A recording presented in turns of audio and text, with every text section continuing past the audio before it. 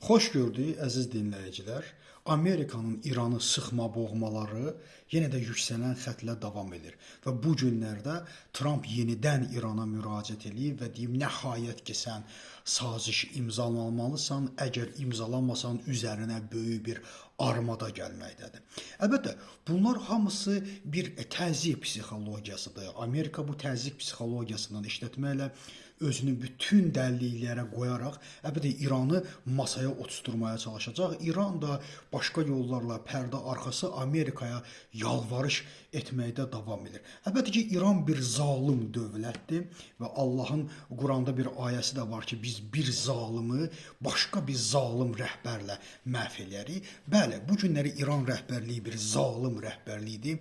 İllərdir artıq insanların ölümü üzərində qurulmuş bir dövlətçiliyə malikdir və bu günləri də ikinci bir zalım gəlib İranı üzərinə düşür və mən düşünürəm ki, bu kifayət qədər ədalətlidir və bu zalımın da öhdəsindən yalnız bu zalım gələ bilər, yəni dinsin öhdəsindən imansız gələ bilər. Və bu mənada Amerika sona qədər İrana təzyiq vasitəsilə üzərinə gedəcək və çalışacaq ki, onu razılaşdırsın. Əgər razılaşdıracaqsa, inanın mənə, sanki bütün bu hadisələr olmamış kimi Amerika yenidən başlayıb İranı hətta tərifləyə də bilər. Məqsəd İranı bu sülhə və yaxud da ki, sazişə məcbur etmək, onu təslim etmək. Əgər təslim etməsə, əlbəttə ki, İranı zərbə endirəcək. Amma bütün bunlarla bərabər, indi bunu bir kənara qoyaq, amma ikinci bir məsələ ondan ibarət ki, hətta Amerika İranı vurmasa belə, hətta sabah qolboyun olsalar da belə, amma bu günlərə İran hakimiyyəti artıq qeyri-legitimdir.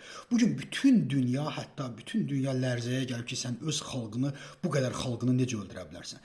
Xatırlısınız, mən hər İrandan danışdıqda, bütün tarix boyu baxdıqda, hətta Pəhləvilərin dönəmindən belə baxdıqda, biz hər il, və 79-cu ildən sonra da hər il, hər 5 ildən bir, 10 ildən bir böyük bir qırğınların şahidi oluruq. Amma o qırğınlar əlbəttə dünya insanlarına ola bilsin ki, çatmırdı, müəyyən mənada gizlədə bilirdilər və insanların çox da marağında deyildi. Amma bu günləri, bəlkə də bugün ən az insan ölüb, amma bu günləri bütün dünya riqqətə gəlir və bildirir ki, sən artıq qeyri-legitimsən, sözü öz millətini qırğına vermiş bir hakimiyyətdə qala bilməz. Yəni, mən bunlardan danışanda çox zaman bəzi insanların ola bilir ki, nəsə xoşuna gəlməz, amma onu yadda saxlamaq lazımdır ki, bugün İran hakimiyyəti istər Pəhləvilər olsun, istərsə də Molla rejimi olsun, onu yaddan çıxartmaq lazımdır ki, qan üzərində qurulub və hamısı da Azərbaycan xalqının haqları üzərində qurulub.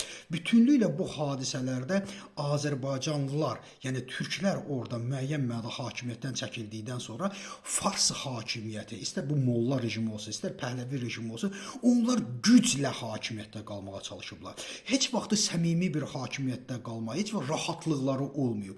Bu da onu göstərir ki, İranı bu formatda idarə etmə mümkün deyil. İstər Amerika ilə dost ol, istər Rusiya ilə dost ol. Əsas ondan ibarət ki, İran hakimiyyəti bu formatda idarə oluna bilmir.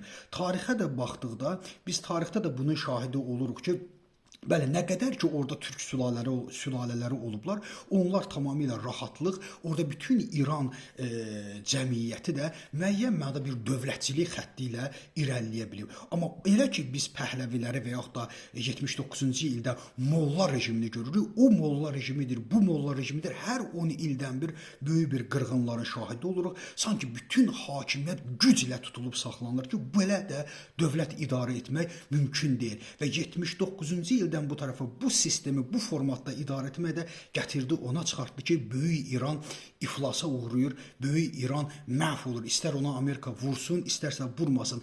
İran dövləti mənəvi cəhətdən artıq degradasiyaya uğrayıb. İran hökumətinin artıq legitimliyi yoxdur.